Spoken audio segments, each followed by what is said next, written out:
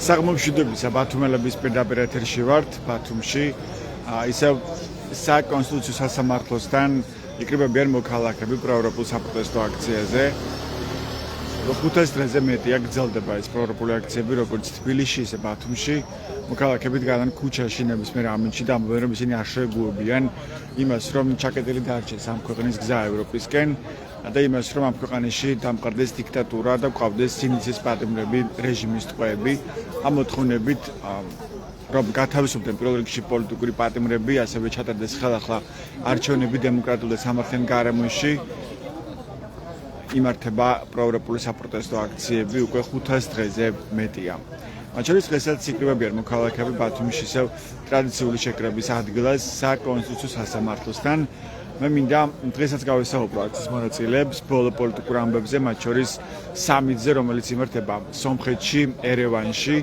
ძალიან აქტიურად ვითარდება ევროინტეგრაციის პროცესი სომხეთში სომხეთსა და ევროკავშირის შორის და იმის მიუხედავად რომ საქართველოს ევროკავშირის კანდიდატი ქვეყნის სტატუსის მქონე ქვეყანაა ახლა უკვე ეს აქტიური პროცესები და ევროკავშირის და ევროპის ლიდერები პრაქტიკულად ჩვენ ვხედავთ რომ ისინი არიან ერევანში დღეს გიუმრის ქუჩებში დადიოდა საფრანგეთის პრეზიდენტი მაკრონი და მე შეგახსენებთ იმასაც რომ სწორედ გიუმრიშია განთავსებული რუსეთის სამხედრო ბაზა და სამხედრო ბაზის მიუხედავად არსებული საფრთხეების მიუხედავად იმის მიუხედავად როგორ არის დამოკიდებული სომხეთი რუსეთზე ჩვენ ვხედავთ ძალიან თამამ ნაბიჯებს ევროკავშირისკენ სომხეთის მხრიდან და ვხედავთ მეორეს მხრივ როგორ იზოლაციაში შეექცევა საქართველოს როგორ რჩება ის პარტნიორების და მეგობრობის გარეშე აგრესორი რუსეთის პირისპირ რას ნიშნავს ეს ამბავი პროევროპული აქციის მონაწილეებისთვის მოდი გავესაუბროთ აქციის მონაწილეებს დღეს ბათუმში საღმომშვიდობისა მინდა რომ გაგესაუბროთ ბოდიში შეგაწყვეტინეთ საუბარი მაგრამ პირდაპირ ეთერში ვართ სომხეთში რაც ხდება ეს ამბავი რას ნიშნავს ახლა თქვენთვის ეს სამიტი სადაც ჩანდა პრაქტიკულად ყველა ლიდერი ევროკავშირის და მათი განცხადებები ხო და ძალიან თამამნაბიჯებს გავს სომხეთი ევროპისკენ მაშინ როცა ძალიან დიდია ასევე მის ამ ქვეყნის დამოკიდებულება რუსეთზე მათ შორის ეკონომიკური დამოკიდებულება ასევე გიუმრიში ახლაც არის რუსული სამხედრო ბაზა და ამ დროს და დღეს შორის საფრანგეთის პრეზიდენტი გიუმრის ქუჩებში დადიოდა და იქ იყო შეხვედრები მოსახლეობასთან კონცერტიც კი გაიმართა ხო აი რას აჩვენებს ეს ამბავი თქვენთვის კი ბატონო მოგესალმებით მიხარია ძალიან სომხეთს როგორც ჩვენს მეზობელ ქვეყანას ძალიან გულშემატკივრობ ესე ვთქვათ და თეთრი შივრით უშურს მათი მდგომარეობა მათი წინამძღოლის ესეთი გაბედული და პროევროპული ნაბიჯები ძალიან ანუ წინამძღოლზე პერსონალურად არის დამოკიდებული მსგავსი თამამი გადაწყვეტილებები როგორც ფაშინიანია და გარდა ამისა ეს ყველაფერი მთლიანად აღებული ყველა ეს ფაქტი იმაზე მიანიშნებს ჩემი აზრით თუ რამდენად ესე ვთქვათ მცდარია და თავსმოხვეულია პროპაგანდისტული მესიჯი იმის შესახებ თითქოს აი აგარიზიანების პოლიტიკას თუ აწარმოებთ ამითი რაიმე შეიცვლება და ევროპისკენ სვლას მოყვება ომი და უბედურება და ასე შემდეგ. კი, ჩვენ გამუდობით ამას გვიკიჟინებს, ხო, ეს პროპაგანდა აბო ომი გინდათ, იმიტომ რომ მივიდოთ მიუთითებს ამ საფრთხეზე, რუსეთმა შეიძლება დაგვიწყოს ომი, ხო? დიახ. იმ ქვეყნის მაგალითზე, სადაც რუსული ბაზები არის, დღემდე ეს ქვეყანა თამამად გაბედულად ცდილობს რომ ევროპისკენ კურსი ერჩიოს და ნაბიჯები გადადგას ესე იგი ევროპული გაერთიანებებისკენ და ეს ჩვენთვის მაგალითი უნდა იყოს რომ კონდეს ჩვენს ესე იგი არალეგიტიმურ ხელისუფლებას ამისი ნება აბსოლუტურად უსაფრთხო იქნებოდა ამის კეთება და იმის მტკიცება რომ ამით რაიმე საფრთხე შეექმნება ქვეყნის სუვერენიტეტს ან ჩვენს უსაფრთხოებას და ამით ომი შეიძლება დაიწყოს არის აბსოლუტური ნონსენსი და სისულელე მოკლედ რა თავს მოხეული პროპაგანდისტული მესიჯი. ირეკი კობახიძეც დაესწრო ამ სამის გუშინ ერევანში იყო. ის ასევე შეხვდა ზელენსკის, უკრაინის პრეზიდენტს. ხო, რას ნიშნავდა თქვენთვის ეს შეხვედრა და გაქვთ თუ არა იმის იმედი რომ შეიძლება შეცვალოს რაღაც კურსი, საგარეო პოლიტიკა ოცნება? არა მაქვს ამის იმედი. ეს არალეგიტიმური მთავრობა აუცილებლად მოსაშორებელი არის ქვეყნიდან, არის ჩვენი ქვეყნის კიბო და არანაირი მიმღებლობა მათ მიმართ არ მაქვს, მიუხედავად იმისა, როგორ მოაჩვენებენ თავს ევროპას, ალბათ სულ რაღაც ლეგიტიმურობის ნაპერწკალი, ესე ვთქვათ, გამოსწყვონ და მიიღონ რაღაცა ბენეფიტები, ასე ვთქვათ, ამ შეხვედრიდან თუნდაც, თუმცა ვერ შეგვაყრიან ნაცარს თვალებში. მადლობა. თამარ, თქვენი გვარი შემოგხსენე. თამარ სურმანიძე, მადლობა თამარ. მე შეგახსენებთ, რომ ჩვენ ვართ ბათუმის პროევროპულ საპროტესტო აქციაზე, რომელიც დღესაც იმართება საკონსტიტუციო სასამართლოსთან. თქვენ ხედავთ გამოკრულ ბანერს თავისუფლება რეჟიმის ტყვეებს, ეს მთავარი მოთხოვნაა, რითაც იმართება ეს საპროტესტო აქციები არა მხოლოდ ბათუმში და თბილისში, არა მხოლოდ დიდ ქალაქებში, არამედ ყველგან ისმის დღეს პროტესტის ხმა, რომ მოქალაქეები არ შეეგუებიან ამ ქვეყანაში დიქტატურის დამყარებას და არ შეეგუებიან ქვეყანას, რომელსაც ყავს სინდისის პატიმრები. ბატონ მალხას, თქვენ მინდა გაგესაუბროთ, ბოდიში გაჭყვეტებთ, მაგრამ პირდაპირ ეთერში ვარ. რა საჩვენებს თქვენთვის ეს ამბები, რაც ახლა სომხეთში ხდება? ხო, დღეს მაგალითად გიუმრის ქუჩებში დადიოდა საფრანგეთის პრეზიდენტი, ხვდებოდა მოსახლეობას, იქ აიმართა კონცერტიც და სწორედ გიუმრია ის ქალაქი სომხეთში, სიდიდით მეორე ქალაქი ერევანის შემდეგ, სადაც არის რუსული სამხედრო ბაზა და ამ ბაზის მიუხედავად და იმის მიუხედავად, თუ როგორი დამოკიდებულია სომხეთი მათ შორის ეკონომიკურად და რუსეთზე, ფაშინენ დგამს არიან თამამ ნაბიჯებს ევროპისკენ. რას ნიშნავს ეს ამბავი თქვენთვის? ნუ ეს ნიშნავს, რომ ფაქტურად საერთოდ არ აინტერესებს არეშინია და თავის ხალხს არ ეუბნება, რომ ომი გინდა და არაშე პირდაპირ გეზი აქვს აღებული ევროპისკენ და ყველაზე საინტერესო ის არის, რომ როგორ ომი ქონდა მართლაც იმასთან, ხო, აზერბაიჯანთან და უცებ ხალხი როგორ დაეთანხმა ამ ყველაფერს, რომ უცებ ევროპისკენ აიღო გეზი და უცებ ჩამოიყონა საფრანგეთის პრეზიდენტად.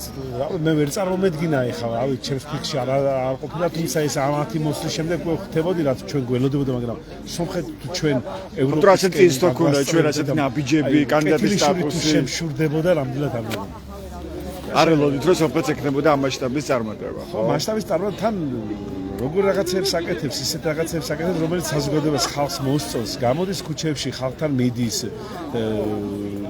თან ამ ის რა ქვია, მოიგებს ამ არჩევნებს, როგორ ფიქრობ? 7 მის აქვს არჩევნები ფაშინიანს. ახლა მოიგებს, იმიტომ რომ მაშინ ხალხი გამოვიდოდა, ხალხი არ დაითანხმებოდა და ჩვენ გვინდა რუსეთიო ეთყოდა ხალხი და ეს ჩვეულებრივად ოპოზიციური ოპოზიციას თავისათვის საქმეს აკეთებს და გეზია აღებული, ნუ რა ვიცი, ახლა მილიარდები ეხმარება, როგორც ჩვენ აგვეხმარა თავის დროზე ისა რა ქვია, წამლით თუ რა ვიცი, ვისაც ქონდა ცეგებატიდი და რამდენი ადამიანი გადარჩენილ სიკვდილს, ისე დაეხმარება, რავი, პროგრამები და რავი, წინ წავა სომხეთი უკვე წინ არის.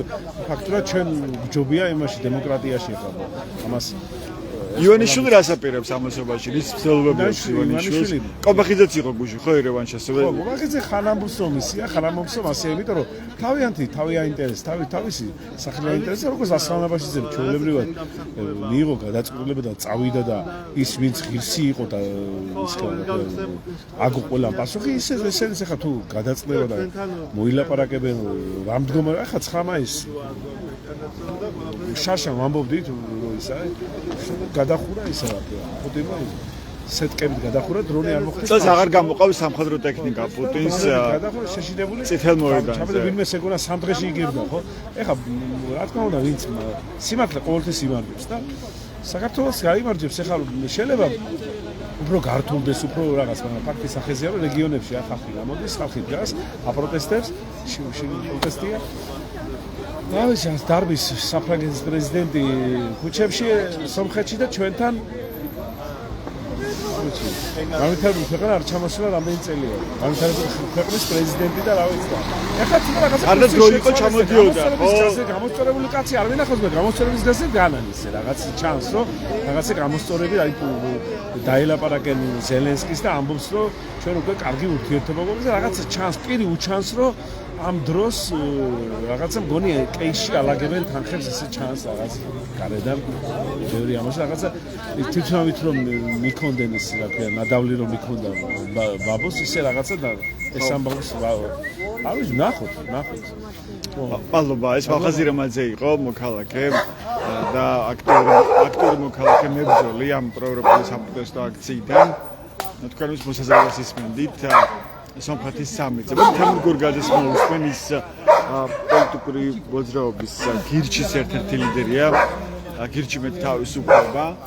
სამომშვიდობისა, თემურ თქვენ მინდა რომ გაგესაუბროთ როდეში. დიახ, აი მოგვიყევით თქვენი შთაბეჭდილება როგორია, რასაც უყურებთ. ხა რა რამბები ხდება სომხეთში. რა იცვლება სომხეთში თქვენი აზრით სამხრეთ კავკასიაში და ამით რა იცვლება საქართველოსთვის? საქართველოსთვის რა იცვლება სიმართლე გითხრა, ვერ გეტყვი, იმიტომ რომ ქართველებს ზოგადად ჩვევა გვაქვს ხოლმე რაღაცა გონია რომ რაღაცა სომხეთმა, ბრიტანეთმა, ევროპამ, ამერიკამ ყველამ რაღაცაები ჩვენ ნაცვლად უნდა გააკეთოს და სანამ მაგას არ მოვიშლით მაგჩვას ჩვენც არაფერი არ შეიძლება ჩვენი ჩვენ გეოგრაფია გვაქვს ისეთი რომ ვერ აგვივლიან გვერდს ასე ფიქრობს ბევრი და მათ შორის თავრობაც იგივეს ამბობს ხო? აპარია ეგ მარტივი მიზეზის გამო არაფერი არ არის ამ სამყაროში შეუცვლელი გეოგრაფიას რო დახედო საკმაოდ რეალურია ზენგეზურის დერეფანი და უფრო რენტაბელურიც არის, უფრო სწრაფიც არის და უფრო ხელმისაწვდომიც არის და არაფერი არ უშლის ამ მომენტისთვის რაც ჩანს მაგას ხელს. ამიტომ მაგ დერეფანი, მაგ გეოგრაფიას რაზეც ჩვენ ვაპელირებთ, სულად მკაფიოდ გასაგებად რომ თქვა წაგვართობს. ამიტომ ჩვენ თუ არ ვიქნებით ჩვენი ქვეყნისთვის რაღაცა დამცველები და სასარგებლოები, ხო, სხვები ამით ისარგებლებენ და კონკურენციაში ვერ შევალთ გეოგრაფიულად ჩვენ ზენგეზურის დერეფანზე, რა ვიცი, რუკას რო დავხედოთ, მარტივად ჩანს. მაგრამ თუ გააქტიურდება დასავლეთი, თქვათ ევროპა, ასევე ამერიკა, ჩვენ ხედავთ ტრამპის გააქტიურებული ინტერესს სამხრეთ კავკასიაში, ხო?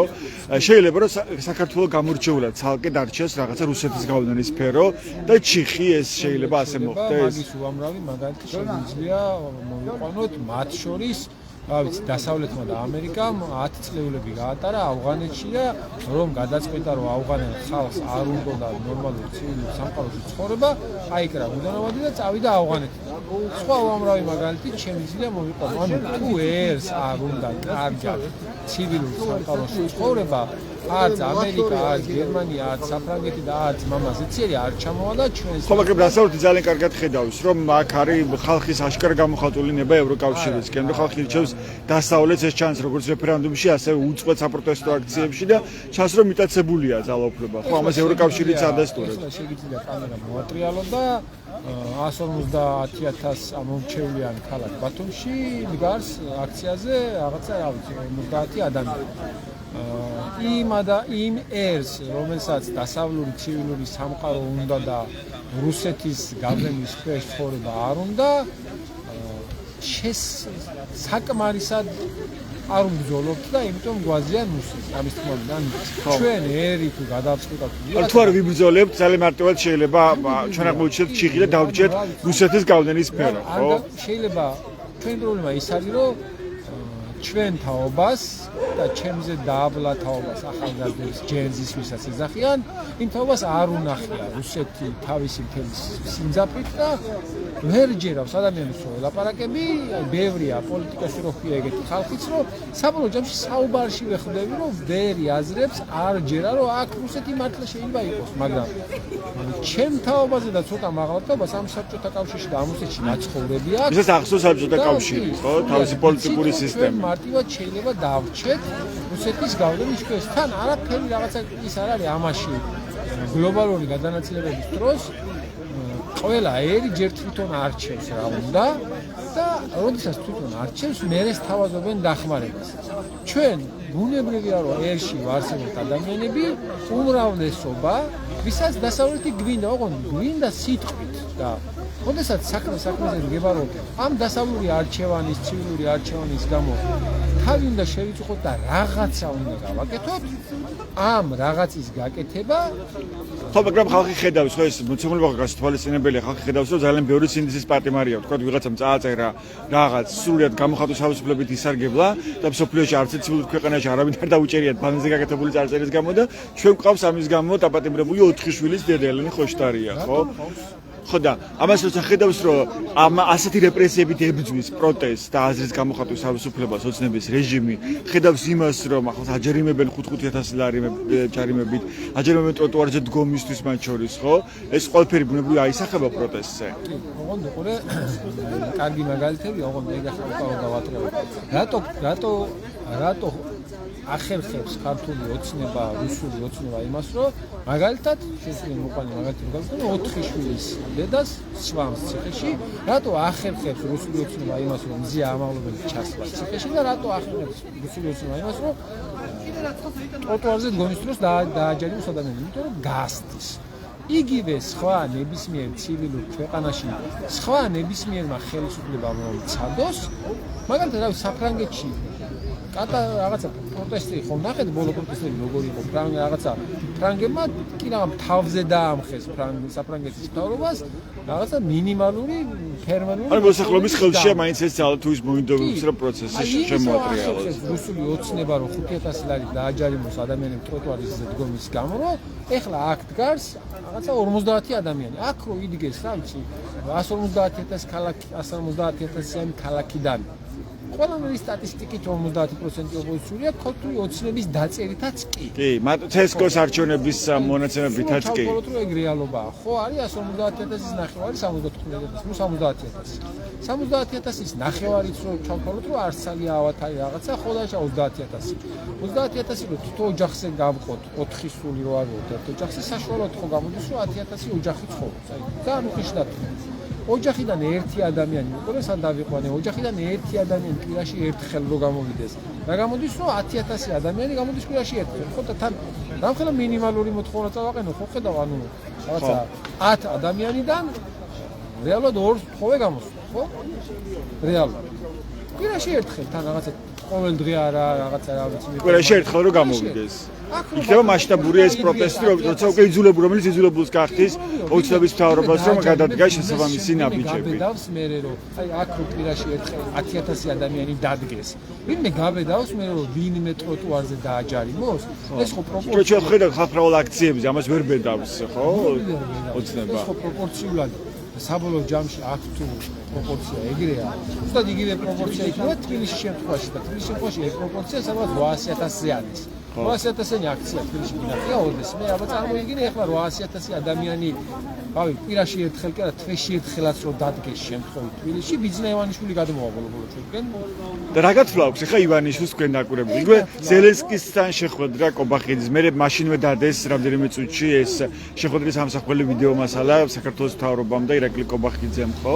იცი სიმართლე რო გითხრა, მე მანდ ვერ გავიგე რა საკეთები, იმიტომ რომ ერთია რომ ზელენსკის შეხვდნენ, მეორეა რომ ზელენსკი თავის განცხადებაშიც ძალიან კაფიოდ და რაღაცა ხისტი განცხადება იყო რომ არ ჩანდა რომ იქ რამე რაღაცა კარგი საუბარი ჰქონდა და აშკარად არ ჩანდა.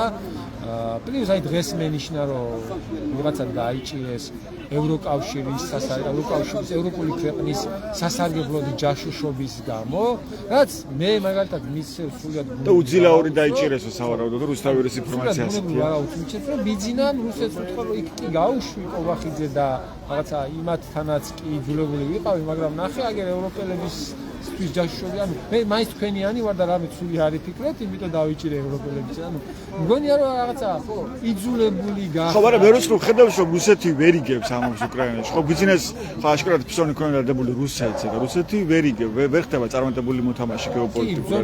და კიდევ უფრო სუსტდება რუსეთი და აწყობს ესეთი რუსეთი ივანიშვილს. განცხადებებიდან ჩანდა რომ ეხლა ფსონი აქვს დადებული და ახლობით იმის წინზე რომ ანუ ჩემს გარშე სხვა თუ ერდოღანის განცხადება თუ ნახე თვითონის განცხადება აკეთა ერდოღანს და დიქტატორები რაღაც კოპიებივით არიან.